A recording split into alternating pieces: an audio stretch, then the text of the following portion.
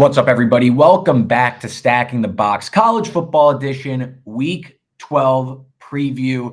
We're going to go through the latest college football playoff rankings. We're going to give you a little sampling for a loaded Week 12 slate. Of course, I'm your host, Reed Wallach. You can follow me on Twitter at Reed Wallach. And I'm joined today, as always, by Cody Williams at the Sizzle 20. Loaded show today. Cody, what's going on, man?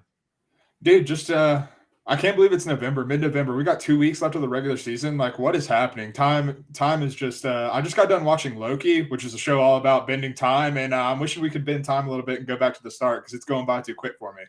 I watched the first season of Loki. Is this season 2 that you're watching, or you're just finished season 2?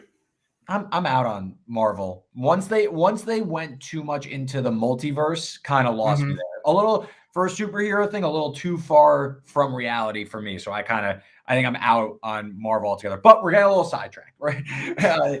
Let's talk some college football playoff rankings updates. Of course, every Tuesday, this somewhat not random, but somewhat arbitrary rankings are released to the public, and it gives us fine people some talking fodder until Saturdays. But before we do that, let me tell you about our new sponsor, Sleeper Daily Fantasy. Stacking the Box is partnering with Sleeper to give new users a first deposit match up to $100. Make sure you use the code FANSIDED2, that's the number 2, so FANSIDED2 when signing up to receive your deposit match. Please remember to always game responsibly. If you're watching on YouTube right now, you can scan the promo code in the top left. It also has the code in there. And if you're listening on podcast, you can also just use the promo code again. That's FANSIDED2, the number 2. So let's talk some college football playoff rankings. I feel like we're slowly just like kind of inching closer to like we could only talk about so many. Yeah. I'm going to go just because they played last week in a big game, so I'll start there. But 13 Ole Miss, 12 Penn State. Those two are out. 11 Oregon State, pretty much out. Maybe a very small sliver of hope. 10 Louisville, who I also think is already out. 9 Missouri, who I also think is already out. And then you have your 8 teams that could qualify, in my opinion, as for the top 4. You have number 8 Alabama, number 7 Texas, number 6 Oregon, number 5 Washington, number 4 Florida State, number 3 Michigan, and now number 2 Ohio State, who flip-flopped with now your new number 1, the Georgia Bulldogs, the 2-time defending champions, who are off an absolute demolition of a top 10 team in Ole Miss at home in Sanford Stadium, 52-17. Cody, you'll do the honors. What was your biggest takeaway from this week's playoff reveal? The committee finally got it right, man. We talked last week about how we thought, but both you and I thought that Georgia should have been number 1 after beating a really good Missouri team that the committee obviously respects, putting them back up at 9 after their win over Tennessee. 100%. Yeah, and so I think when you have their 2 wins now are both their 2 signature wins over 2 top 15 teams, whereas Ohio State's 2 biggest wins are starting to get devalued basically by the week. Like Penn State, they've shown that they can't compete with a contender after what they did against Michigan. Might have been a 9-point win for Michigan, but it was if you watch the tape, it was a pretty much Michigan did whatever they wanted and they just wanted to run the ball for 60 minutes. Yep. And so you have this Georgia team that has won in multiple different ways and now is getting to the back end of their schedule, which features their toughest test, and they're just they blew out a pretty good Ole Miss team. Ole Miss's offense pretty much sputtered after the first 2 or 3 drives, and Georgia just did whatever they want. And so I think the committee finally got it right, putting Georgia number 1. I'm still not sure they got it right with Ohio State, though. That was gonna be my takeaway. We're sure Ohio State should still be ranked ahead of Michigan. After the one knock on Michigan was that they haven't played anybody, and they have this the easiest strength of schedule of any serious contender. Then they go on the road without their coach, and the first drive was a little suspect or whatever it may be, but once they pulled ahead, the game was pretty much over. They threw the ball 1 time in the second half, and it was a penalty. It was a downfield throw, and it drew a PI, and then it actually ended up flipping the field. I know where I stand with Michigan. To me, the 2 Georgia and Michigan are the 2 best teams. I said I thought Michigan was the best team, but I'm starting to think maybe it just is Georgia again. Yeah. That being said, I think the 2 of them are in a clear tier above, and You mentioned Ohio State's wins becoming less and less impressive by the week. If we're devaluing Ohio State's resume and we also hold the belief that Michigan is better by every efficiency metric you could find, why is Ohio State still ranked ahead of Michigan? Is this one of those things where they want to set up the Michigan is ranked lower than Ohio State going into the game, where if Michigan wins, you could maybe, if necessary, have the backstop for Ohio State to fall to 4. If that is, obviously you need other things to happen, but I feel like that's what they're trying to set up. Because I think if you ask anybody who the two best teams are, it's Georgia and Michigan. Yeah, I think anyone outside of Columbus would agree with that sentiment. Columbus, I've interacted with some fans who might share a different opinion, but that's okay.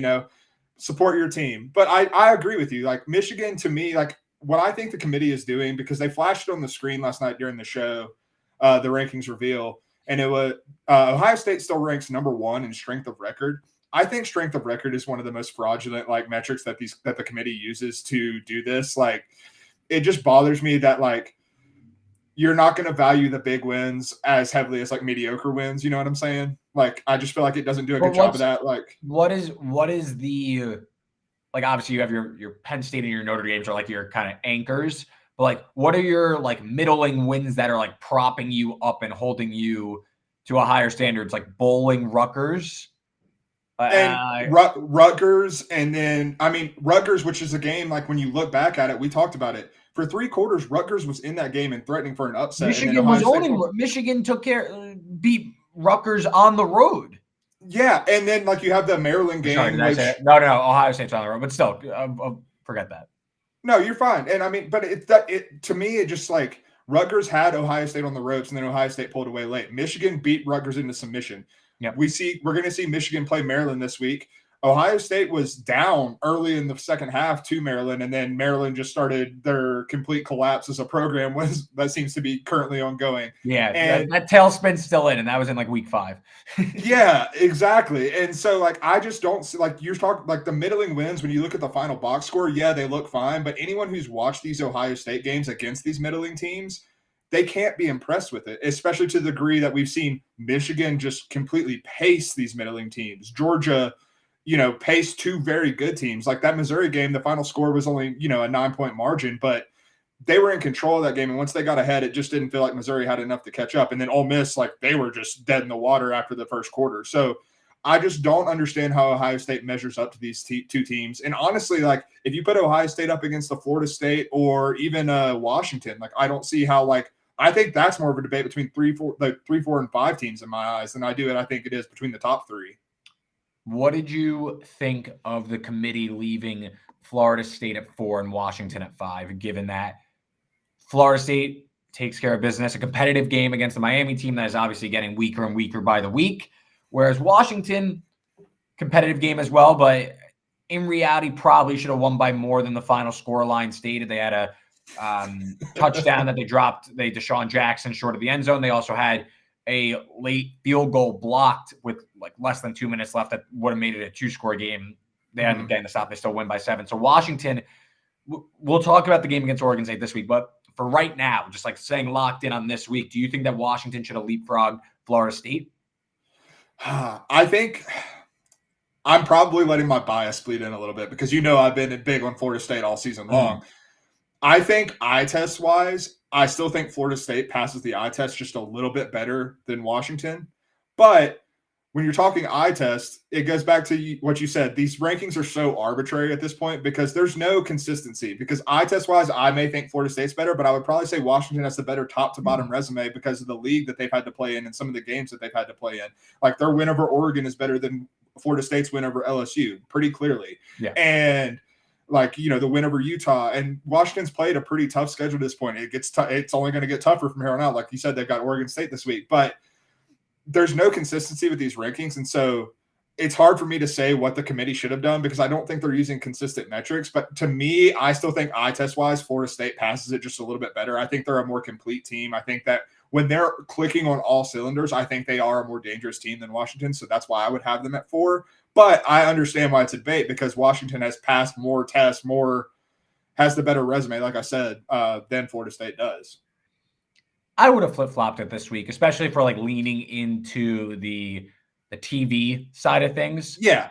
Knowing who the two teams are playing, you could throw Washington a bone in this one and put them into the top 4 spot. If they lose, it's okay. Like you just dump them back down if they lose to Oregon State, where they are betting underdogs this week. Florida's playing Northern Alabama. Like nothing's going to change there. So I guess my expectation is if Washington goes into Corvallis and wins, it's a no-brainer that they're going to jump Florida State. Yeah. Because then now you have the precedence. I just think, knowing how this committee seems to work and operate, I'm a little surprised that they didn't put Washington in the top 4.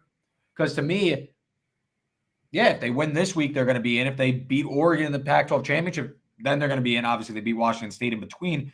They're going to be in the college football playoff. So I don't know. I think maybe I'm projecting a little too much into how the rest of the season's going to go if Washington is to run the table. But I think I would have put Washington in the top 4. But I'm not like, up in arms about it. I kind of like separated myself from this whole thing to begin with. One more. No, 100%. I got one more point there. No, okay. I think with Washington and Florida State, with the Oregon State game this week, I wonder if we're kind of doing what we did with Georgia last week, where we were like, okay, Georgia passed a big test, and maybe we should move them up now because maybe we should move them up ahead of Ohio State. And I understand that Washington's current resume is still better than Florida State's when you just put them next to each other, but maybe the committee is just trying to set up drama for next week where it's like, okay, Washington got another big win. Florida State beat Northern Alabama. Like, who cares about that? Like, this is the time. Like, Washington proved it. Now they're going to jump ahead because we still aren't far removed from Washington playing with its food a little bit. There's been reports that in that Arizona State game that everyone in Washington had the flu. Would explain some things.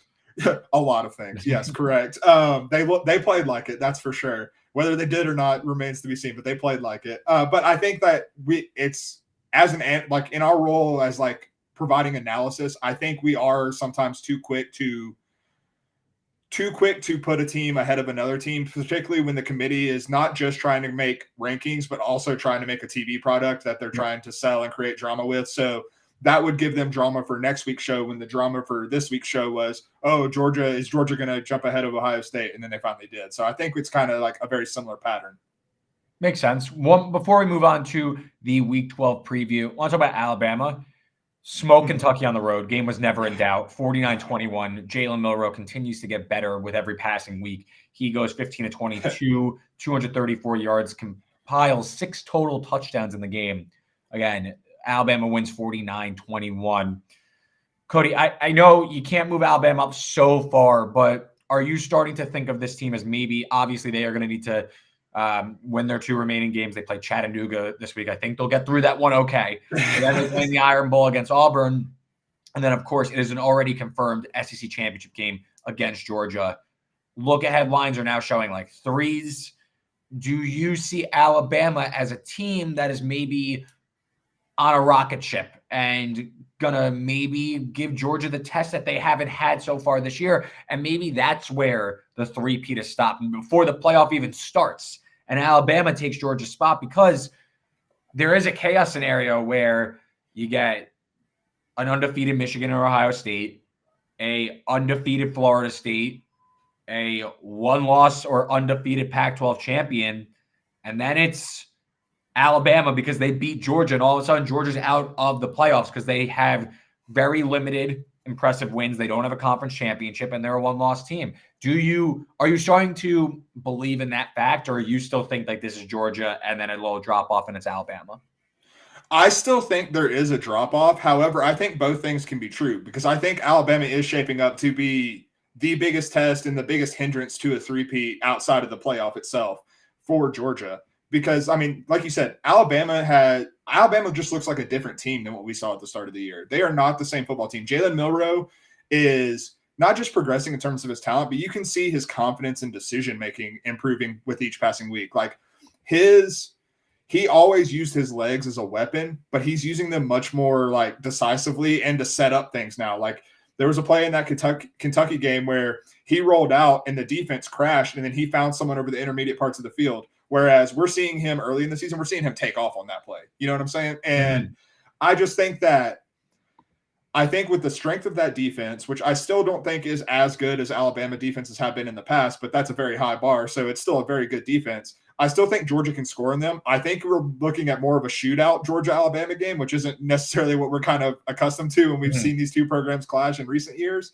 But I do think that Alabama's offense with Jalen Milroe has progressed enough to where I think they can scare this Georgia defense just enough to make it hairy for Georgia. But going to the improvement of Alabama, I'm beginning to wonder if this might not be the third best team in the country right now.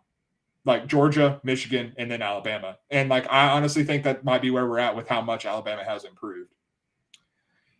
I think I'd still put Oregon ahead of Alabama because of Alabama's offensive line. Mm-hmm. But Alabama's, they have a dynamic quarterback, but the overall run game still isn't there. But I think Alabama, to me, I'd say fourth best. Like that's fair. Yeah. I go Georgia, Michigan are in a tier above. And then you got Alabama, Oregon, and then that might be in a little bit more of a drop-off. And then you get to like Florida State, Ohio State, and teams that I don't think are going to factor into the national championship picture. But I think it's definitely shaping up to be a really compelling SEC championship game. When you would have told me 2 months ago, all right, you got Georgia, Alabama in the SEC title game. I'd be like, all right, well, Georgia by too many. Georgia by ease. Now it's shaping up that game might be super, super competitive. And it seems like Alabama's getting better with every passing week. So is Georgia. But it feels like Alabama had a lot more ground to make up. And like they are making that up. They are starting to find their identity a little bit. Milroe's really coming into his own as not only a passer, but as a runner, as in command of this offense. And the defense is also lights out. Yeah, I'm 100% with you. And I mean, it's one of those things where I'm really excited for conference championship week because I feel like if we don't get the chaos scenarios playing out over, this week and rivalry week, like if these contenders kind of stay contenders, we could have 3 conference championship games that basically decide who makes the playoff. You've got, the SEC championship game with Georgia and Alabama, and it might be like in that scenario you painted out, that might be win or go home for the playoff. And the same thing with, you said Louisville's dead. I think there's still a dark horse shot. If they were to upset Florida State in the ACC championship, there's they lost to Pitt. I understand Pitt has 2 more wins than our team. We don't play for a team. They almost lost to Virginia. So I understand where you're coming from. I'm just saying, in theory, there is. Yes, there will be intrigue in the game. Yes, there is intrigue in the game because in theory you could make an argument. I'm with you. I don't think that there's like losing to Pitt is a death sentence for making the playoff. You can't have a playoff team that lost to Pitt. I get it. But it'll add intrigue to the ACC championship game, which frankly, that's a conference championship game that hasn't mattered in a really long time unless there was an upset that was going to happen. And then you also have the Pac-12 championship game, which is shaping up again to be the Oregon-Washington rematch. So like having 3 conference championship games that are basically win or go home for the playoff, that's something we haven't had really in the 14 playoff era. And I think for college football fans, that's all you can ask for. 100%. The more important games, the better. And this is like the first time in a while, it feels like, where I said 8 teams. If you want to throw Louisville in there, 9 teams. Usually around this time, there's like 6 and really 5 teams. Like it's kind of like it works itself out. It doesn't seem like it's going to be so easy this year, which is pretty ironic in the last year of the 14 playoff before it expands. Right. All right. You ready to talk some week 12? Let's do it. Okay. Before you do that, just remember our partner Sleeper. If you sign up with Sleeper and use the code FANSIDED2, or if you're watching on YouTube, you scan the code in the top left, you get a deposit match up to $100. So make sure to do that. And there's more in the podcast description. Okay. Both of us went 3-3 last week. So even week, we paid for the entertainment. We come out, that's the ticket to get on the ride. Let's look ahead now to this week. We're going to go a little bit differently. Not as many marquee games. So we're going to lump all the playoff contenders into one. We're, of course, going to talk Washington, Oregon State. We're going to do underdogs. We're going to do sickos. And, of course, our favorite total bet. Even though we both lost last week, that has been good to us this year. So let's go playoff contenders. So we laid out the 8 or 9 teams in the mix for a college football playoff berth. Cody, where are you going? So I'm going to actually one of the marquee games of the week. I'm taking Georgia minus 10.5 against Tennessee in Knoxville. Point blank, I just don't think Tennessee's in the same stratosphere as this Georgia team. And I mean, that's probably the simplest analysis you're going to get, but I think it's just true. And it's not just because of like the transitive property of, well, Georgia beat Mizzou and then Mizzou blew out Tennessee. That's not necessarily what I'm looking at. I'm looking at the numbers as well. Like you look at this Vols defense, and they have improved statistically. They are 21st in EPA per play defensively this season. But then you dig a little deeper, and they've only played 2 teams this season who are top 50 teams in EPA offensively. One was UTSA in a game where they did not have Frank Harris Jr. And on top of that, it's a different level of athlete between SEC and UTSA. And then the other one was Mizzou, and they smoked them. And now you have this Carson Beck. You have Carson Beck and this Georgia team come into town, and the Georgia O-line is healthy. Amarius Mims came back last week. That's opening up the running game for Dejon Edwards and Kendall Milton. We saw them absolutely torch Ole Miss last week. Tennessee's obviously a better run defense than Ole Miss, but at the same time, I just think everything about this Georgia offense is clicking on all cylinders. And the Tennessee offense, we can't say the same. Joe Milton is still a problematic quarterback. He's still going to turn the ball over when he's under pressure, when his hand is forced to throw the ball. Tennessee wants to run the ball offensively. They want that to be their bread and butter. I think that they're going to have to throw the ball a lot to try and keep pace with this Georgia offense because I don't see Tennessee coming up with a lot of stops, and I just don't think that they're going to be able to do that. I think Joe Milton's going to have a couple of turnovers in this game, and I think it probably gets a little out of hand. I agree. Yeah, you beat me to the punch on this one. I completely agree with Georgia on Saturday. I still think, and it's why I took Missouri last week, I think that there's still like some sentiment that Tennessee is this high-level offense based on what happened last year, where at one point they were ranked number 1 in the AP poll. They also, as the number 1 team in the country, went to Georgia and scored like 7 points, I believe it was. Got absolutely outclassed in like a similar way Michigan outclassed Penn State.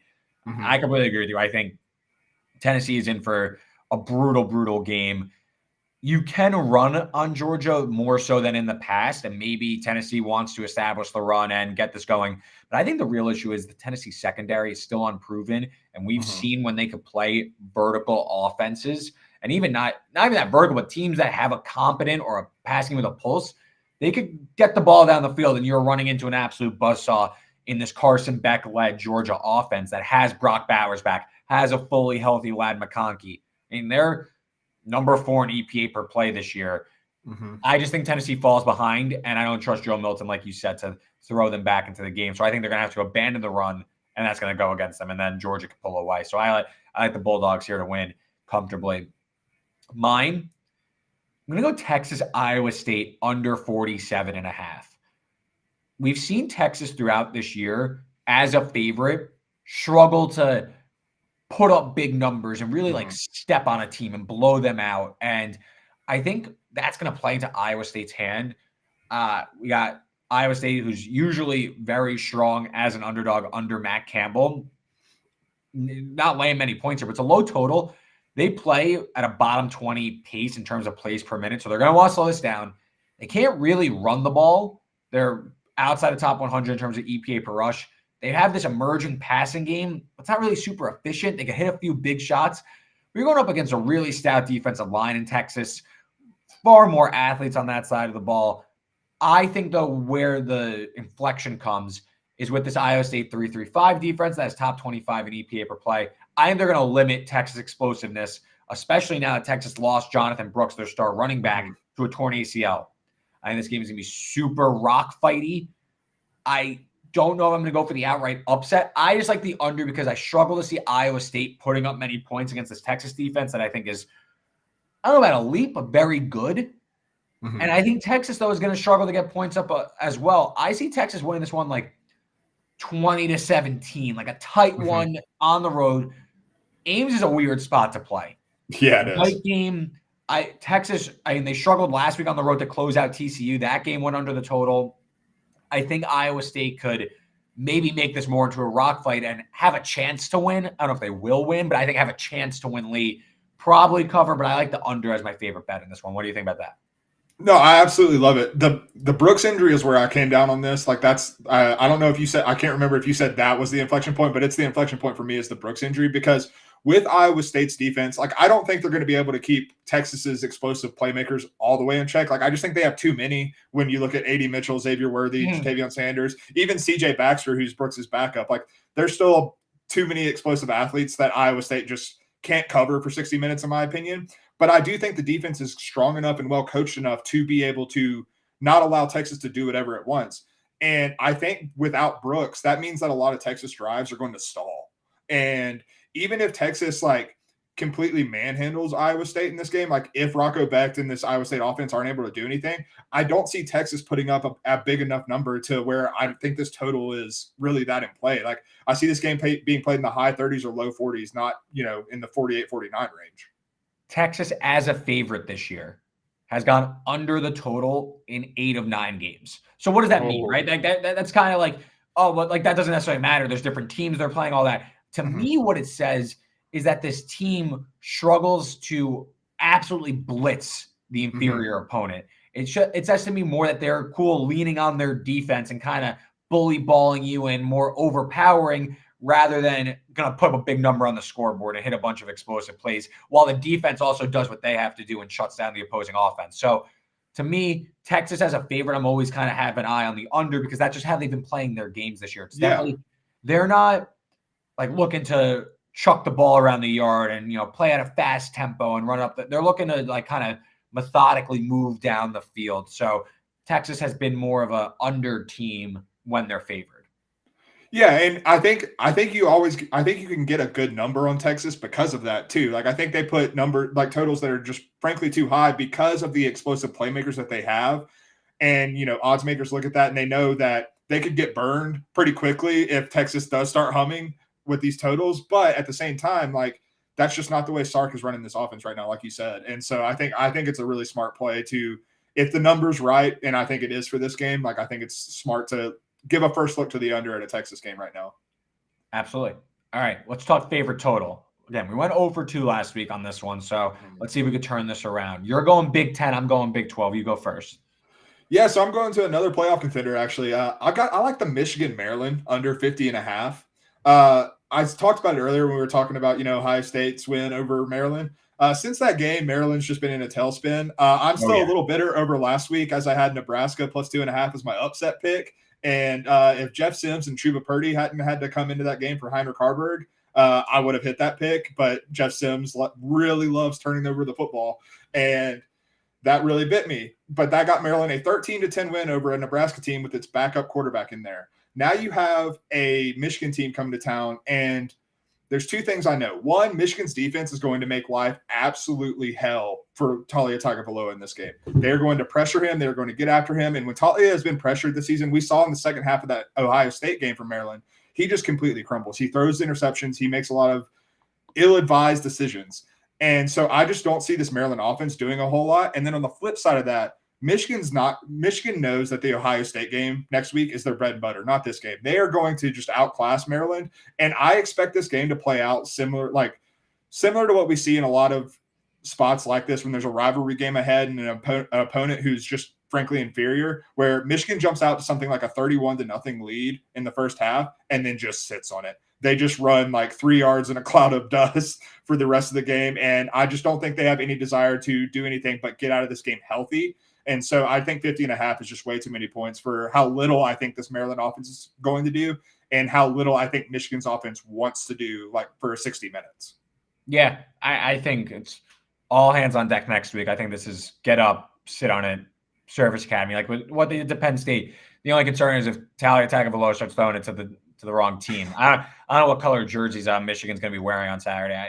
Would they be wearing white? Maybe throw it to the guys in white. That would be a mistake. But I can't fault you for taking the under, though, especially at 50.5. The way Michigan's been playing, especially in these games where they're expected to win, super slow, no rush, take your time. I think Michigan, I like this one quite a bit. Mine is the complete opposite. UCF Texas Tech over 60. So first, let me complain about a bet I lost last week. UCF Oklahoma State, I took the over 61.5. UCF wins 45-3. It's the fourth time this year that I've taken it over where the game is so lopsided that the scoring just dies. Just annoying. There's also a hurricane during the middle of it. So maybe that played a role in it. But we're now going back to the well, though. UCF and Texas Tech. Each team top 20 in terms of plays per minute. So there's going to be plenty of possessions in this one. Also, I like the matchup for both offenses.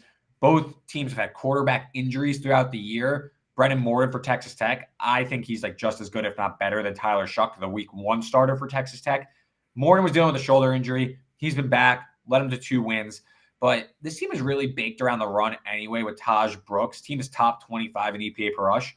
Going up against a UCF team that, like, they just shut down Oklahoma State last week. But before that, they were the 3rd worst team in terms of EPA per rush. They're now like the 6th worst. So, like, they did improve. I'll note that. But they're still really, really bad. So I think Texas Tech is going to get theirs at home, fast tempo.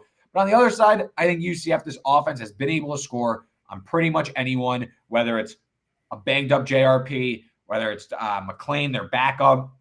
Team has been scoring into the 30s all year long, put up 30-plus against Kansas State, been able to move the ball. So I think with the sheer amount of possessions, I essentially need about 4 touchdowns from each side and then another score on top of that. I mean, at least 9 touchdowns. Field goals wouldn't matter either. But I think with the sheer amount of possessions I'm going to get in this one, should be a bunch of explosive plays. Keep an eye on Taj Brooks, the Texas Tech running back, who he ran for like 132 last week. He's over 1,000 yards already. He's going to be going pro for sure. I think this game is a shootout. I think this game gets into like the 40. I think like alternate overs these because it could get really sideways quickly. Yeah, this feels like a ladder opportunity, honestly. And it's kind of funny because like what you're mentioning is like when you think of shootout in modern college football, you think of like, Washington and USC just throwing the ball a billion times to, you know what I mean? And like, yeah, Dylan Johnson had a great game in that, but like you just think of teams airing it out. This is going to be a service academy type shootout. Like they're just going to run the ball. And I think you're getting a good number with 60 here because of what UCF did to Ollie Gordon last week because I think people are overlooking like how that game script played out. UCF got up 24-3 big time early. Like they shut down Ollie Gordon early, and then Ollie Gordon got taken out of the game plan because Alan Bowman had to try to throw Oklahoma State back into that game. UCF's run defense is still not good. Texas Tech is going to have a lot of success running the ball. Both teams are going to hit explosive plays in this. And like, I think we're looking at a scenario where this total could be hitting by the 3rd quarter, legitimately. Yeah. No, I completely agree. And also to your point, Texas Tech, it was 13-10 until there was a minute left in the game. Kansas hits a field goal to tie it, and then Texas Tech goes back down. They end up winning 16-13. So another low-scoring game there. I think that game also got a little weird because Kansas won their 3rd-string quarterback. So that game kind of just slowed down. I think this game is going to be up-tempo. Both teams need a win to go bowling. Each team is at 5 wins. They need one more win to go bowling. So I think that there's going to be like a desire to try and win this one. It's not like the game is going to be out there and it's going to be stupid. It's like these guys want to win and play. So I think 2 good dance partners here for an over. So I like the Texas Tech UCF over 60. All right. Biggest game on the slate this week. We got Oregon State, Washington. Washington, undefeated season on the line. Oregon State trying to be a spoiler. Not only this week, they play Oregon in what is shaping up to be the final Civil War for the foreseeable future in a rivalry game. So Oregon State kind of stands in the way of everything for these Pac-12 teams and Heisman hopes and college football playoff hopes. Oregon State's in the way. Oregon State is a very good team. We've spoken about them on the program. They're top, what did I say they were? They're 10th in the college football playoff rankings, 11th? 11th, I think, yeah. 11th. They're favored in this one. We're going to talk about why they might be favored and how this matchup suits them. Total of 64. Cody, before you give out your bet, because I know you're not betting on the side or total. Right. Is Washington losing on Saturday? I don't think so, personally. Okay. I am dubious of DJ Uyangule being able to get it done in a big spot. And perhaps that's some Clemson bias from what I saw from him at Clemson. He has drastically improved from that point, but I still think he has not proven to me that he is a big game quarterback yet. And this is obviously a big game, even at home. That's fair. What about you? The more I think about this one, for right now, there's rain in the forecast for Saturday night, which I think like directly helps one team and directly hurts another team, which we could talk about. But I wanted to bet Oregon State. I got to Sunday. I was like, all right, I'm hoping Oregon State like opens as an underdog, and like we could bet Oregon State. Oregon State's favored by 2. Mm-hmm. Like I don't think you're gonna find a soul saying, well, I think everyone thinks Oregon State. Like, this is like everybody's convinced that the upset's going to happen. So they're all just lining up to back Oregon State. And they absolutely could win. Oh, yeah. I kind of lean towards Washington, though. I think like this is getting a little out of hand. This line specifically, I think Oregon State should be like a pick. Yeah. Like Oregon State maybe -1. I think we're like, if this hits 3, that's a little crazy. I mean, I think this is getting a little nuts, especially because of some of the matchup advantages that I'm going to get into. But give me your player prop that you're eyeing for this one. Yeah, so first time I think this entire season that either of us have put a player prop up as a best bet, but I absolutely love it. I have Dylan Johnson. No better time than the present. Yeah, absolutely, right? Why not now? Washington running back Dylan Johnson over 85.5 rushing yards. We've seen recent weeks that Washington has started to rely on the run game just a little bit more. Past 2 weeks, Dylan Johnson has gone for over 100 yards, including a 250-plus yard performance. And he's gotten 23-plus carries in each of those games. But he's also gone over this total of 85.5 in 4 of his last 6 games and in 4 of the 5 games this season where he's gotten 15 or more carries. So when they give him the rock and in these situations, he's done well with it. And I think this Washington offensive line is also starting to get healthy, which is helping open up the run game as he's starting to get his footing in this offense. But on top of that, Oregon State's run defense has not actually graded out that well this year, despite what we may think about Oregon State as a defensive team under Jonathan Smith. They're actually outside the top 90 in EPA per rush defensively, and they only have the 44th best run grade according to PFF. More importantly, you look at their PFF tackling grade for Oregon State, it's 132nd. I know you love the tackling grade, and I was almost sure that you were going to bring that up. And listen, man, it shows something. It shows something. It does. And I mean, Dylan Johnson is a big back. He's a hard runner. He runs with a lot of force. And if you're like a team that does not tackle well, that's not going to work out for you trying to, get a Dylan Johnson down to the ground. I just think 85.5 is a little disrespectful given what he's done and given the way I see this matchup going. You mentioned the rain in the forecast. I think they're going to have to rely a little bit more on this run game than they maybe even typically have even over the past 2 weeks. Like, I think Dylan Johnson's going to be a big factor for Washington in this game. And I don't see Oregon State, the way that they've graded out this year in terms of their run defense, I don't see them having a whole lot of answers. Yeah, I no gripes for me there. And I think you brought up some great points as to how this game is going to go. Because you know the over. You think he's going to, bad tackling for Oregon State. I took the over.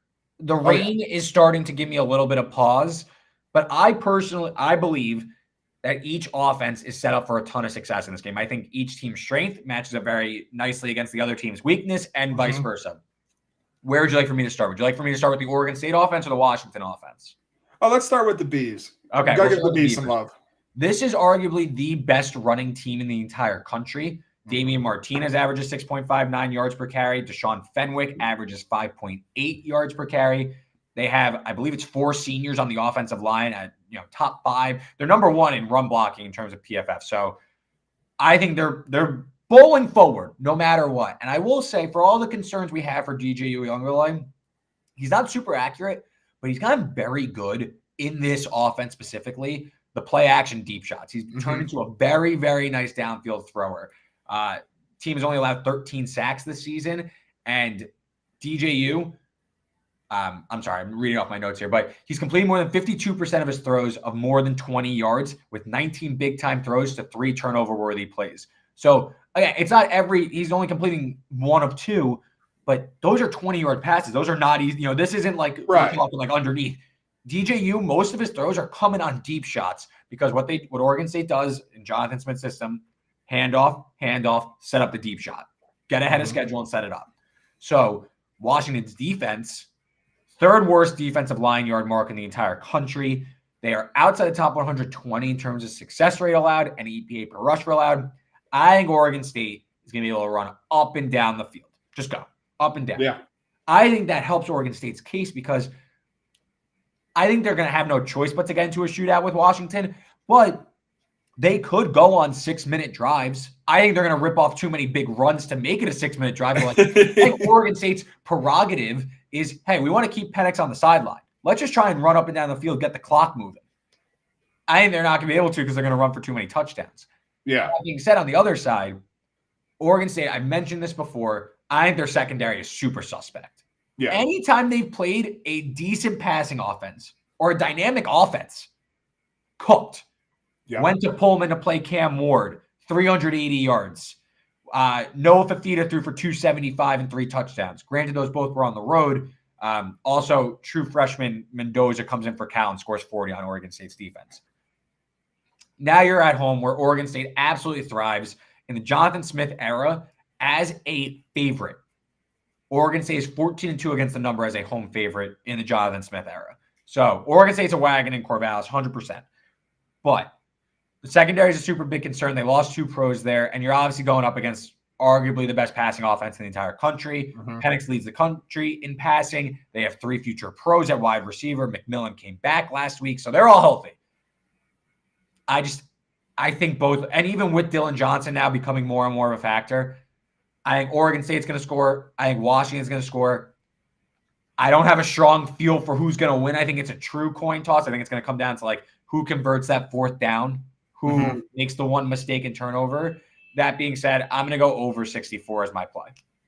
I absolutely love it. Like you said, the rain would be the one thing that would give me pause. And like you said, it's giving you a little bit as well. But we've seen Penix, granted not to the degree that we have in like ideal conditions, but we've seen him like find his stride in the rain. Like last week against Utah, the weather was nasty. That wind was blowing like crazy, and he still had a nice game. Like he figured it out. Like the first couple of drives, he was able to hit on deep shots. Like it was he must have had like two touchdowns that were like 30+ yards down the field. Yeah, 100%. And like you watched him adjust, which I think is one of the most impressive things that Penix does. Is if something's not working, he adjusts. Like I think it was the first 2 drives. He missed like pretty wide open throws that killed drives. And then he just like adjusted and started hitting the explosive plays, started moving the offense the way what we're used to seeing Washington's offense move. And I just think that the rain is not going to be that big of a factor for him. And like you said, Oregon State's going to run the ball all over this team because of the play action game and how Jonathan Smith likes to use that. Washington's defense is not going to be able to do what they did in the second half against Utah. God, I'm thinking of bad offenses, and I just brought Iowa into the equation. But Utah's offense with Bryson Barnes, because they knew that Bryson Barnes, he played the 10 minutes of his life in the first half, but they know who Bryson Barnes is, and so they can still sell out to stop the run for Utah. You can't do that against Oregon State because then DJU is going to hit one of those deep play action shots on you because you're going to be selling out for it. So yeah, 64, I think, is just a low number. Washington pulls everyone into a shootout, and Oregon State is uniquely equipped to attack where Washington's defense is at its worst. Yeah, either result would surprise me. I think it's going to be a tight game no matter what, but I think, to me, I'm most confident in both offenses getting what they want. I just don't see much like resistance in this one. So I'll go the over. It is kind of high, especially with a team like Oregon State that does like to run the ball and does like to play methodically. But that hasn't stopped Oregon State from going over in some of these games anyway. Scored 92 against Cal, 73 against Wazoo. The Arizona game ended under the total, but actually, if you go back and look, like there were a lot of missed opportunities in the red zone. And Arizona is also a really damn good defense too. Exactly. Let's not forget that. So yeah, I think I like your Dylan Johnson play because I think Washington is maybe more comfortable now mixing it up a little bit, not going just like pass heavy. But I think ultimately when push comes to shove, you're going to see some deep shots from Washington and you're going to see some big plays. So let's go over 64. Cody is on the Dylan Johnson over 85.5 rushing yards, which you can find at DraftKings. Yes, all right, sir. Let's get back to our staples here. Let's do some underdog picks. I hit mine last week, and you had Nebraska, so you came up short. Yes. Okay, we'll take one for 2, though. We'll take one for 2. Shout out to New Mexico State. We're going to talk about them in a little bit. But you go first with your underdog pick. You're going back to the Big Ten well. I am, and I'm picking on another team in the Big Ten that I just refuse to believe that is any good. I'm taking Illinois plus 3.5, plus 130 on the money line against Iowa. My Freudian slip a little bit earlier, talking about Iowa's offense. Look, I give a lot of stats on here. We both do. I'm not even going to give you a statistical breakdown of this one. There are 2 teams in this game. One of them is capable of playing offense, and the other is Iowa. Illinois their defense has taken a dramatic step back from last year, but we have seen this Iowa offense consistently struggle against like mediocre to bad defenses. So what we were looking at last week against Rutgers when Iowa put up 22, and that looked like an offensive freaking explosion. You know what I'm saying? Like, it just didn't look like this is not a functional offense. And then on the flip side, I will say, I wish Illinois was staying with Devin Paddock instead of going back to Luke Altmaier, who's now healthy, and Brett Bielema named him the starter. Yeah, but even with Altmaier, this offense has still putting up solid numbers offensively, consistently, particularly with the pass game, and the run game has developed throughout the season.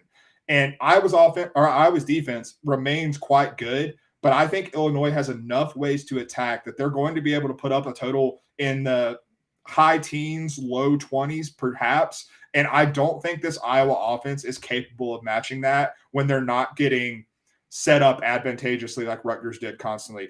Illinois is so much more of a functional offense than Rutgers is, with the way they can attack, with the way they can throw the ball, which Rutgers can't really do with Gavin Wimsatt.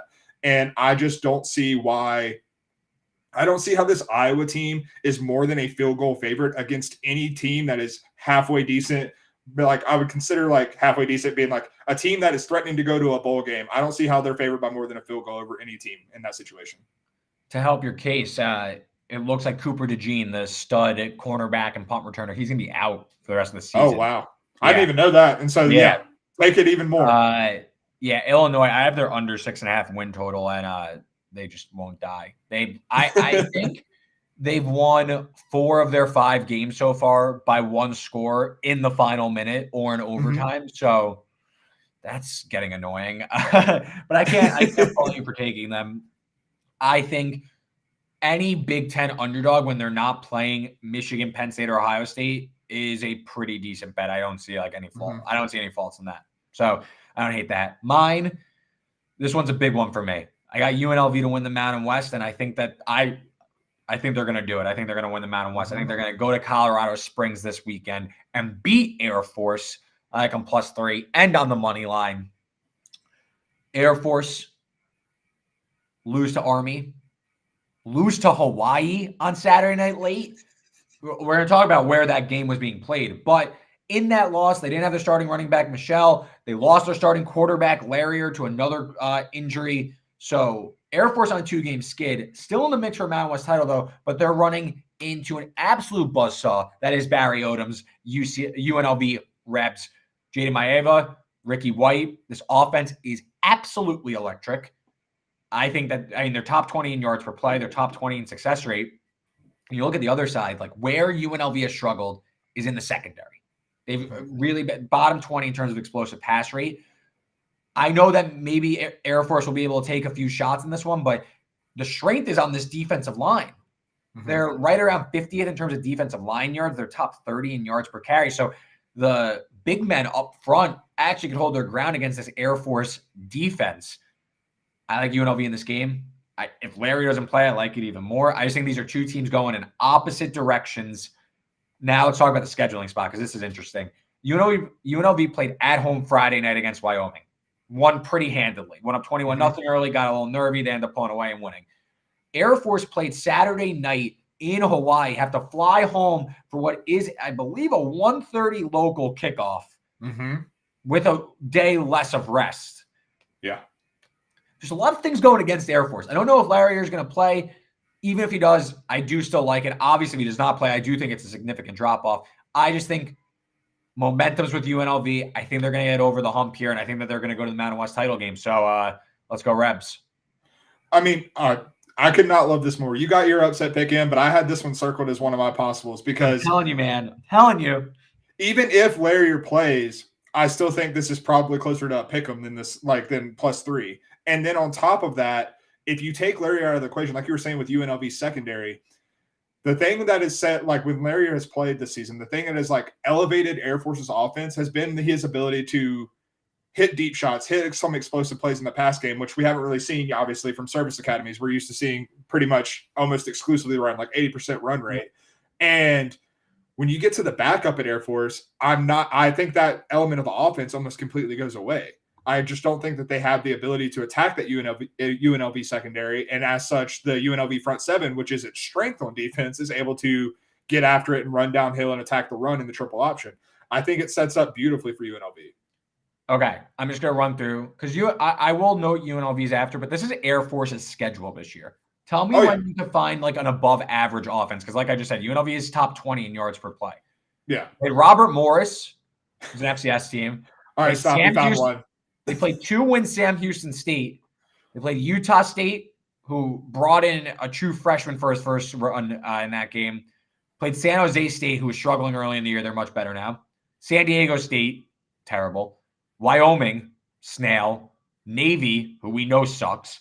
Colorado State, give them that. They're all right. Army, a triple option team. And Hawaii.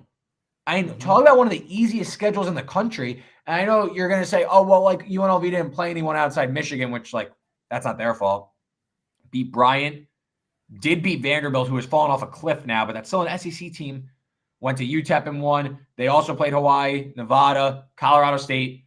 They should have beaten Fresno State. They had 2 goal-to-go drives to beat them in that game. New Mexico is terrible, and then Wyoming, who he says is now. So I think the people saying, oh, well, UNLV has an easy schedule so far. Air Force has had the easiest. They played 2 triple option teams. Those are like fake games. You just called them fake games. My God. They do not count to like your statistics. They No, 100%. should be like in its own spreadsheet, like over to the side, like a different tab. Oh yeah, 100%. No way. Like, UNLV is the better team. They're gonna win. When Air Force was still undefeated before they went on this little skid, this 2-game losing skid, there were people who were. I mean, it was definitely sickos, to be clear, but that's who I normally associate with in the college football world. Who were like, why is Air Force cracking the top 25 here? If we're talking about strength, exactly. Like, congrats on beating high school teams to get to an undefeated record. Like, this isn't impressive at all. And like, we're seeing that now. Like, Army's not a good team, and Army pasted them. Army absolutely pantsed them in that game. And then Hawaii's not good either. And Hawaii pasted them. Granted, that was without Larrier, but they might be without Larrier in this game. And UNLV, I think people are still trying to calculate the fact that this UNLV team that was under Arroyo, Marcus Arroyo, is that the right first name? Yeah. They were so middling or bad in that throughout most of his tenure, especially at the end. And then Barry Odom has come in and just turned this thing around so dramatically, and it's happened so quickly that I don't think people have caught on to how explosive this team is. Yeah, 100%. Keep an eye on offensive coordinator Brennan Marion. Runs a really unique go-go offense. He's going to get a promotion next year. Maybe Barry Odom does too. All right, Sickos Pick.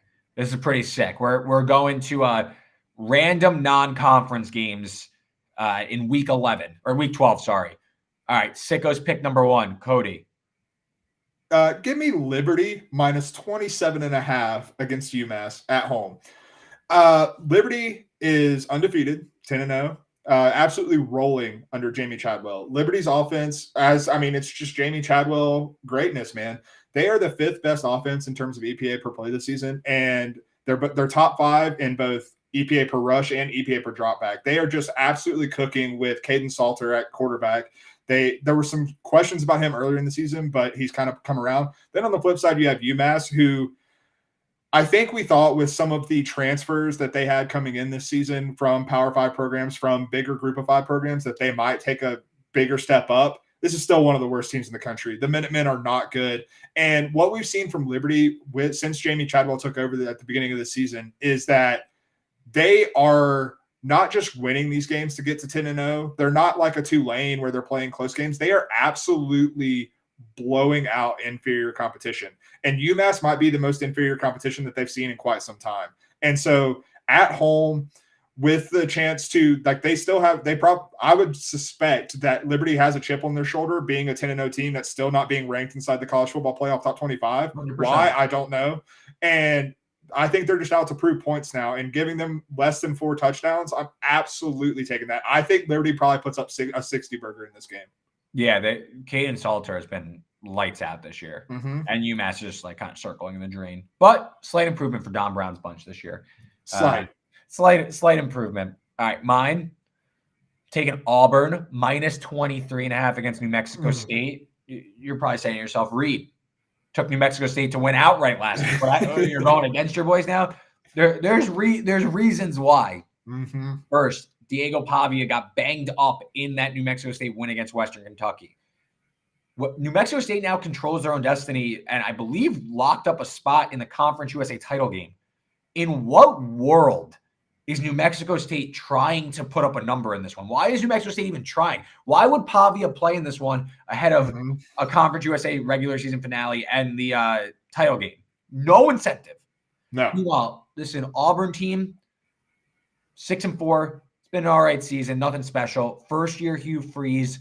Why wouldn't they want to just light it up here? This is still an SEC team with SEC level athletes. I also like, we've seen Auburn's backup quarterback play plenty in Robbie Ashford. He's going to run wild. So even when like the backups come in, Auburn should still be like kind of the same on offense. They should still be running their normal stuff. They're used to all this. So I think Auburn, this is simply SEC guys versus not SEC guys. They absolutely demolished them. I think this is good for a while. I think particularly why New Mexico State winning last week is really the impetus for this bet. That and obviously that the quarterback might not play. But like New Mexico State could lose 49-0. It makes zero difference to them. They're in the conference. They're playing for something more that's more relevant to them.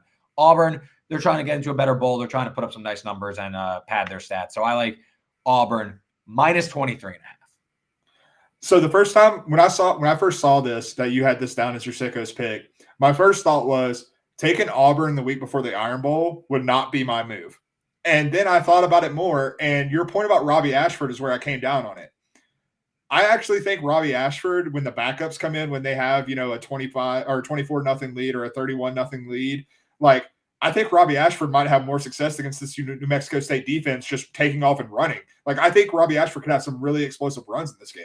How about this one? All the guys that couldn't get time at Auburn are going to transfer this winter. You don't think they want to put on some tape for the coaches at other Power 5 schools or G5 schools? Say, wow, look what this kid did. I think this is like a showcase game for Auburn where they put up one of like their biggest, like obviously they're playing non-conference, but I think they want to absolutely light it up in this one and really like kind of send the, ahead of a big game, like get the vibes going. Because I mean, you look at when they played FCS Sanford, they won 45-13. When they played UMass, they won 59-14. So we've seen the team against really poor competition run it up. I think we see that again here. 100%. And I want to take a second just to shout out Hugh Freeze. Like, I mean, he's a questionable human being in some aspects, some might say. But in terms of the coaching job he's done with this Auburn team, to have them bowl eligible, to have them probably going into the Alabama game 7-4, this is not a 7-4 roster in the SEC. Nope. He's done a fantastic coaching job. And I know the end result of this season, you're probably going to end up 7-5. Auburn fans might be a little disappointed in that. You made the right hire. This guy is going to have Auburn competing atop the SEC pretty soon, I would suspect. Yeah, the roster just not there yet. And, it takes give them a few classes to, really make an end assumption. But I think this has been a super impressive job. Just again, given like there have been games where like they can't even throw a forward pass. So yeah, I mean, heck, you could look at the Georgia game. They couldn't throw a forward pass and they still hung with Georgia. Exactly. This should be, I think the expectations were relatively low for Auburn fans, but I think this is definitely a step in the right direction. All right. Week 12 in the books. There's our picks. Cody, you want to recap this? Yeah, let's go real quick. So playoff contender pick, I've got Georgia minus 10.5 at Tennessee. Favorite total, Michigan, Maryland under 50.5. For the Washington-Oregon State game, I've got the player prop, Dylan Johnson, over 85.5 rushing yards. That's available on DraftKings. Underdog pick, I like Illinois plus 3.5 against Iowa. And then Sickos pick, Liberty Flames, baby, minus 27.5 against UMass. Yep. And then for me, I took Texas, Iowa State under 47.5, UCF, Texas Tech over 60. I took the over 64 in Washington, Oregon State, took UNLV plus 3, and I like them on the money line to beat Air Force. And my Sickos pick is Auburn minus 23.5. Cody, great show as always. If you like the show and you want some free bets, make sure you sign up at Sleeper Fantasy with the promo code FANSIDED2. That's the number 2. So FANSIDED2. We'll see you next Wednesday. Rivalry week. We will know a little bit more about the college football playoff picture. Until then, best of luck on all your bets. See you next Wednesday. We'll see you.